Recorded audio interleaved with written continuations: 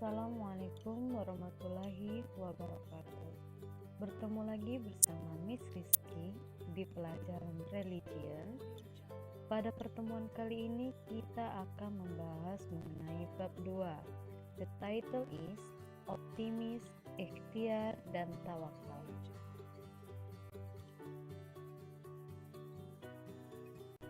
The first, sikap optimis. Apa itu sikap optimis? Optimis adalah orang yang selalu berpengharapan atau berpandangan baik dalam menghadapi segala hal atau persoalan. Seorang muslim dan muslimat yang optimis akan selalu berprasangka baik terhadap Allah Subhanahu wa taala dan akan selalu meningkatkan kualitas dirinya dan hidupnya. Yang mana dalam surah Ar-Ra'd Allah berfirman ayat 11 bunyinya, Innallaha la yughayyiru ma biqaumin hatta yughayyiru ma bi anfusihim. Artinya, sesungguhnya Allah tidak akan mengubah keadaan suatu kaum sebelum mereka mengubah keadaan diri mereka sendiri. Sudah jelas dalam surat ini bahwa kita diminta untuk berusaha optimis ya terhadap sesuatu hal yang kita inginkan. Setelah itu Allah akan mengubah keadaan tersebut jika dari diri kita sendiri yang mengubahnya. Nah, sikap optimis ini memiliki banyak manfaat ya. Yang pertama, ada kemauan untuk berjuang meraih kemajuan. Yang kedua, orang yang optimis akan lebih sukses dan berprestasi. Yang ketiga, tidak mudah emosi dan marah ketika menghadapi suatu masalah. Yang keempat, mampu melihat persoalan dari berbagai arah dan mengambil solusi dari berbagai cara tersebut. Yang kelima, lebih sehat lahir dan batinnya. Adapun cara dalam menanamkan sikap optimis yaitu belajar dari pengalaman. Hal-hal yang pernah kita lakukan yang dikira sulit ternyata akan mudah, sehingga tidak perlu lagi mengedepankan perasaan sulit, melainkan perasaan optimis dan yakin bisa. Yang kedua, menyadari bahwa kegagalan itu ialah awal dari kesuksesan kita. Maka ketika gagal dalam meraih sesuatu, janganlah bersedih, melainkan kita harus terus semangat untuk menggapainya dengan cara yang berbeda. Yang terakhir ialah yakin bahwa Allah Subhanahu wa taala senantiasa memberikan kita pertolongan.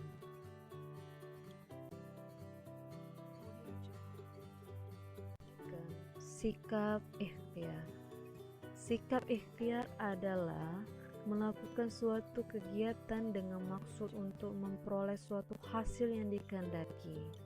Jadi ketika seseorang yang sedang berikhtiar, artinya ia sedang melakukan suatu pekerjaan agar keinginannya itu bisa tercapai dan digapai.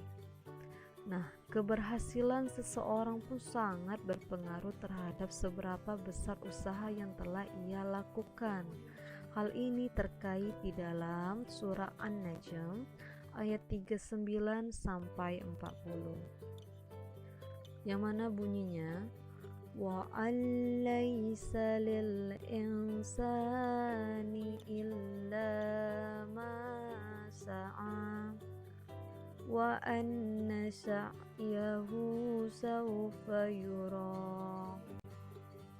Artinya, dan bahwa manusia hanya memperoleh apa yang telah ia usahakan, dan sesungguhnya usahanya itu kelak akan diperlihatkan kepadanya.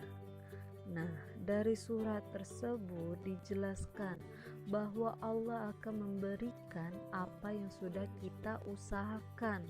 Maka teruslah untuk berusaha untuk menggapai sesuatu yang kita inginkan. Sikap ikhtiar ini memiliki manfaat. Yang pertama, merasakan proses meraih kesuksesan.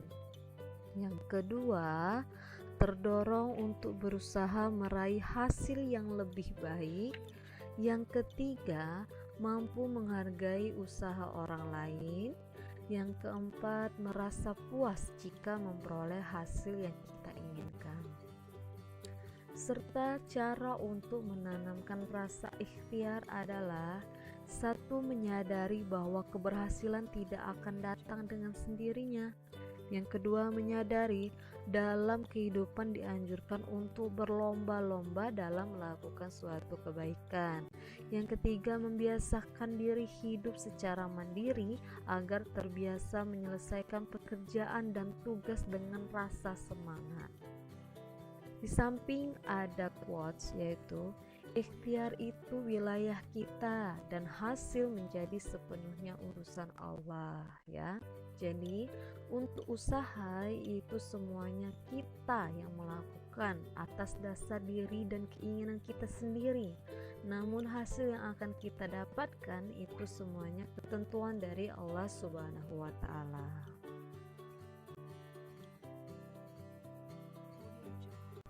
The third, sikap tawakal. Sikap tawakal adalah berserah diri kepada Allah Subhanahu wa taala atau menyerahkan suatu urusan kepada kebijakan Allah Subhanahu wa taala yang mengatur segala-galanya. Terkait dengan tawakal, Allah Subhanahu wa taala berfirman dalam surah Ali Imran ayat 159, yang mana bunyinya, فَإِذَا عَزَمْتَ فَتَوَكَّلْ عَلَى اللَّهِ إِنَّ اللَّهَ يُحِبُّ الْمُتَوَكِّلِينَ. Artinya, kemudian apabila engkau telah membulatkan suatu tekad, maka bertakwalah kepada Allah, sesungguhnya Allah mencintai orang yang bertawakal. Tawakal sendiri memiliki manfaat. Yang pertama, hati menjadi tenang. Setelah berusaha semaksimal mungkin, barulah berserah diri kepada keputusan Allah Subhanahu wa taala, maka hati menjadi tenang karena memasrahkan diri kepadanya. Yang kedua, dicukupkan rezekinya, yang mana dalam surat At-Talaq artinya, dan barang siapa yang bertawakal kepada Allah, niscaya Allah akan mencukupkan keperluannya. Yang ketiga, dijauhkan dari godaan setan. Orang yang bertawakal akan dijauhkan dari godaan setan, yang mana dalam surah An-Nahl, sesungguhnya setan itu tidak ada kekuasaannya atas orang-orang beriman dan bertawakal kepada Tuhannya. Adapun cara membiasakan sikap tawakal ini ada 3. Yang pertama itu meniatkan seluruh aktivitas hidup dengan niat ibadah karena Allah Subhanahu wa taala. Yang kedua, membiasakan diri menerima setiap ketentuan Allah Subhanahu wa taala dengan rasa bersyukur. Yang ketiga, meyakini bahwa Allah itu Maha Adil dalam memberi suatu keputusan dan ketentuan, sehingga selalu husnuzon terhadap ketetapan Allah Subhanahu wa taala atau dengan takdir yang akan kita terima.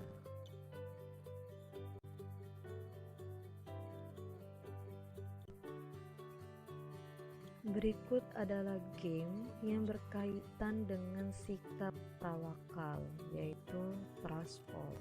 Apa itu trustful? Jadi trustful adalah permainan yang dilakukan secara berkelompok. Nah, permainan ini tujuannya untuk melatih kepercayaan seseorang terhadap orang lain. Salah satu orang yang di atas meja ini akan berserah diri dan percaya akan teman-teman yang lain bahwa akan menerimanya. Nah, game kepercayaan diri ini adalah memberikan kita rasa tawakal, yaitu berserah diri kepada Allah. Kita tidak tahu apa yang akan dilakukan teman-teman yang di bawah, apakah menerima tubuh kita atau tidak. Inilah yang termasuk di dalam game tawakal.